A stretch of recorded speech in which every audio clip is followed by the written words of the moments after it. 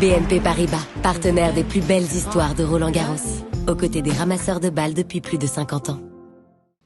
Coco, another strong performance from you. A little bit tougher in the second set. Can you talk about your thoughts on the match? Yeah, she's a tough opponent, lost to her previously, and she really makes you earn those points. And overall, I'm happy to get through it. Obviously I can do some things better, but, the first set was great. So looking through the positives and able to come back from a breakdown in the second. Yeah. Questions, please raise your hand. Over the mic to you. Any questions? I can go home. Right. Maybe you guys, you feel bad for me, huh? That's why you're asking me a question. Yeah, I feel really bad for you. I forget my question now. No. Sorry. So no, I'm sorry to, not to focus on the negative, but I'm curious, like, in these two matches in a row, this sort of same pattern of, like, second set and struggling to hold your serve, and, like, what did you think, what do you think was going on, and, like, are you learning from those things in terms of, other than, serve better and stuff like that? Is there something else that you can do? I can play those games better. I think I served a bit more aggressive in the first set, so I was holding easier and maybe got a little bit too passive on the serve in the second, and it allowed her to get back into the match in those ways. So, yeah, I think just keeping the aggressive mindset is something that I can do better for the next match.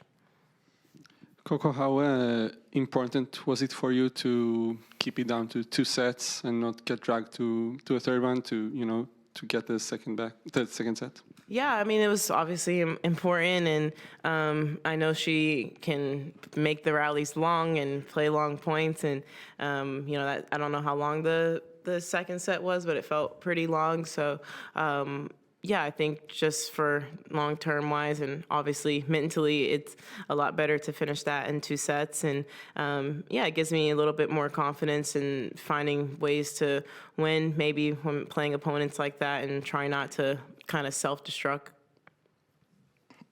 Your brother Cody, he's plays baseball, right? Is that right? I'm curious, as a pro athlete, what is it like having a younger brother who's an aspiring athlete, and how much do you give him any help or advice, or if he doesn't want any at all? Yeah, I don't really give him any advice. He's a pretty hard worker on his own. I think he's probably, I would hope, learned some stuff from watching me, but I kind of tend to stay out of that world. The only thing I've told him is just to be more commanding because he's a catcher, and I feel like they, control the pace and can control the game in a lot of ways. So just try to tell him to, show his personality as he is at home, to do it on the field.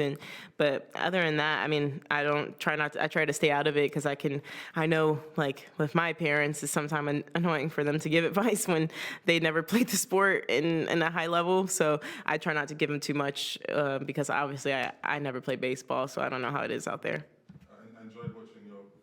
I enjoyed watching the video you posted of your brothers playing tennis, right? Oh, yeah. What was that like to watch? Yeah, they are always arguing, and especially when it's tennis, because Cameron actually plays, but Cody doesn't know how to do anything but slice, and he's sometimes actually he's learned how to hit a forehand for some reason, but mostly just slice. And Cam just gets really frustrated. He's asked me to delete the video multiple times, but I told him I wasn't, because at that point it was everywhere. People at school were, bringing it up and stuff. But yeah, it just maybe to hold him accountable, because he has really a hot head, and Cody just knows how to instigate. We both know how to get in his head, and I've learned that it's maybe not fair to gang up on him, so I've just take a step back and just watch Cody do it.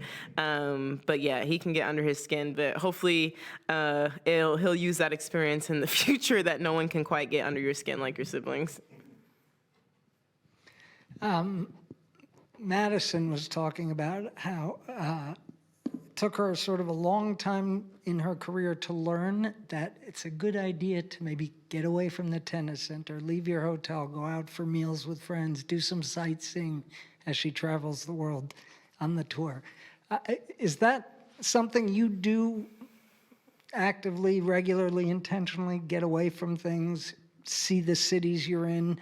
Have you always done that? Did your parents encourage that, maybe?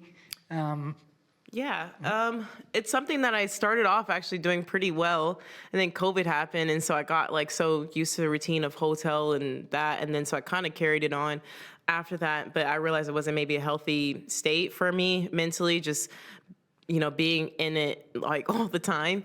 So yeah, it's something I intentionally try to do, especially on the off days or like yesterday I did an escape room, just trying to plan something and do stuff with other people. It is something I have to actively do because so I can easily just sit in my room. But I think in the long term, it's, I've talked to former players and players who are currently on tour, and they some of them just regret maybe not appreciating the experiences off court, and so they encouraged me to kind of try to do those things. So yeah, it's something I intentionally try to do. And when you are doing those kinds of things, is it with people on your team usually, or other players, or a mix? A mix. Sometimes I do stuff with my team, but I feel like they get tired of me, so I usually let them do their own thing. And sometimes I get tired of seeing them too, to be honest. But usually with friends, I did dinner with Robin Montgomery. I've done escape rooms with Chris and Ben before. I did one with Anna and Carter.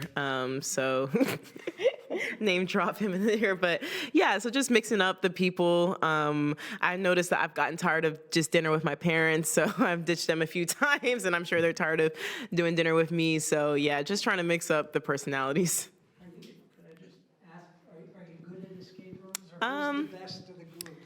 It depends on the escape room. The one yesterday had a lot of math involved, and it's something that I'm not the greatest at math and mental math at that. So yeah, I'm not the best at that. But when it's like word stuff, that's where I really thrive, and word play and things like that. So yesterday, I definitely think I was like the worst player in the room, but there have been times where I have been the best player. So it depends on the room. Curious from what something Ben Shelton said the other day. Does this tournament have a different feel to you because of TNT being here and having this new big American network and presence in Paris? I mean, you've obviously played this tournament several times. Yeah. And it's also, does it just change the buzz or the vibe around U.S. players and atmosphere at this place? And also, the U.S. results have been really good. There's like 8 men, 5 women, 3 men in the 4th round. Yeah, I think it does help with our sport, especially in the U.S., because I don't think I felt, well, from my perspective, I don't know what the numbers say, but I felt like maybe like during this tournament particularly, the U.S. audience was kind of lost. At least I've noticed with the growth of my socials and stuff that I would get more growth in Wimbledon or US Open and even maybe Australia than here. So I definitely think the coverage is helping. And I don't know if it's necessarily helping our results, but for sure when it comes to that. But yeah, it's been cool just to be on TikTok and, seeing like people in the comments like rooting for us and things like that. So yeah, I think it's great that we have this coverage on in introducing tennis and especially this tournament to more audiences in the US, which I feel like maybe before it wasn't happening as much.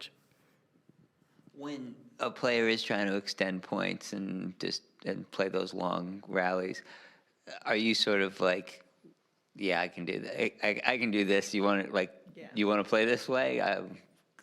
Given your confidence and your fitness, is that sort of something that goes through your head? Yeah, for sure. I remember there was a point in the second, and she ended up winning the point.